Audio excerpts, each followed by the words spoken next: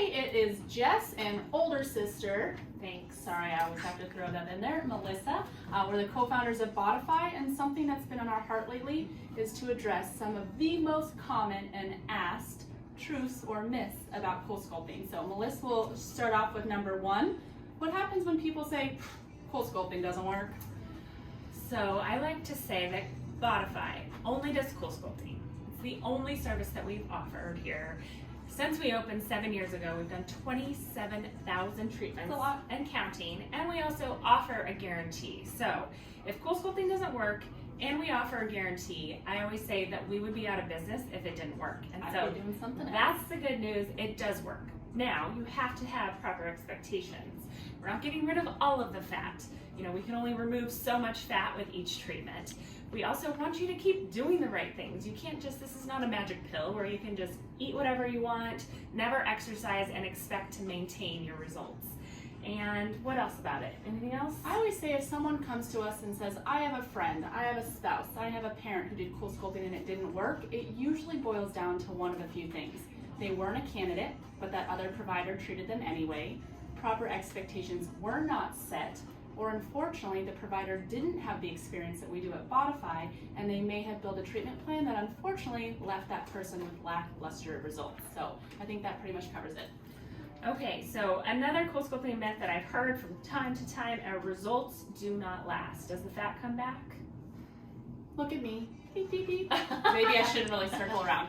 So I did CoolSculpting for the very first time on my abdomen nearly 10 years ago, and I still appreciate my results. But as Melissa said, it's not a magic pill. I have maintained my diet, I've maintained my weight, and I've also maintained my exercise. As a quick reminder, CoolSculpting is not shrinking fat cells. When you lose weight through diet and exercise efforts, that is what you're accomplishing, but those little suckers are opportunistic and happy to re-expand. With CoolSculpting, we set them up for death, they flush out of the body over the course of 1 to 4 months, and they truly are gone. But you still have remaining fat cells that are opportunistic. So if you fall off the wagon, you could temporarily expand those other fat cells and no longer appreciate your results. But once they're gone, they are gone for good. So myth number 3, I can do CoolSculpting and there's 0 risks and 0 downtime.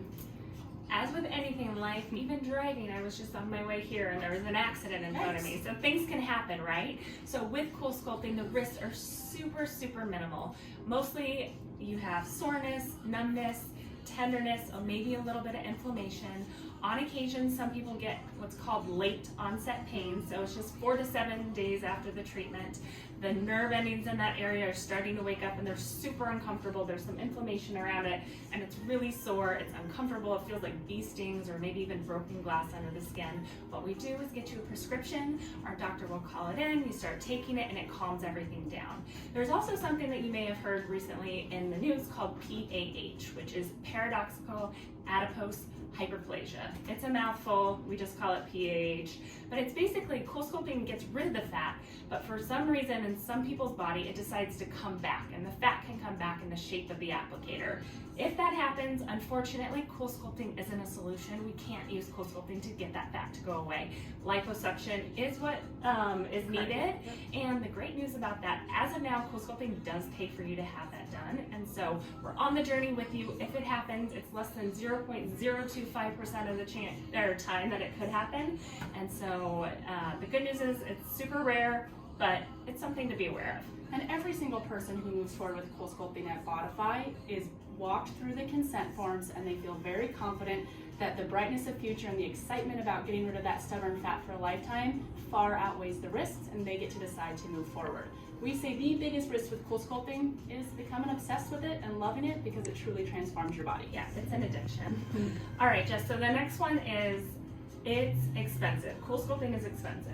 And I think the word expensive is always, you know, very personal. For some people, they might find it's a big investment, and for other people, like, who cares?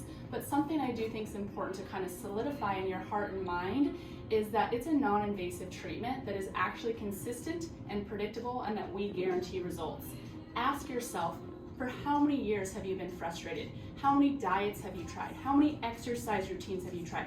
How many Pure Barre or CrossFit or gyms have you joined? in an effort to shrink these fat cells and get those changes that you want to no avail. So the truth is, for some people, the investment isn't worth the outcome. But what we know in 7 years and 27,000 treatments are that the people that move forward have come to this point where they say, I can't do it on my own, or I need motivation to change my lifestyle, and so I'm happy to invest in myself because there's a guarantee, I've seen the results, and I know that these stubborn pockets are not going away without something like CoolSculpting. And the great news is that we offer financing for CoolSculpting. Good point. Half of our patients love the fact that they can use the financing option, put their treatments on monthly payments, and it just makes it so much easier for them. So essentially, freeze now, pay later. Subscription Yeah. model, we love it.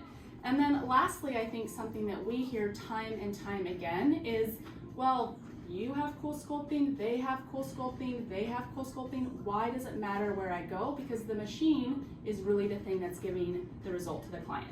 So all creators or all providers are not created equal in this. Jess has already alluded to this. We always say that 70% of your outcome with CoolSculpting is really based on the person that's doing your treatment. What treatment plan did they build? What expectations did they set? How did they place the applicators? Which applicators did they choose? How did they do the post-treatment massage? And then how did they send you back into the world with the post-treatment instructions?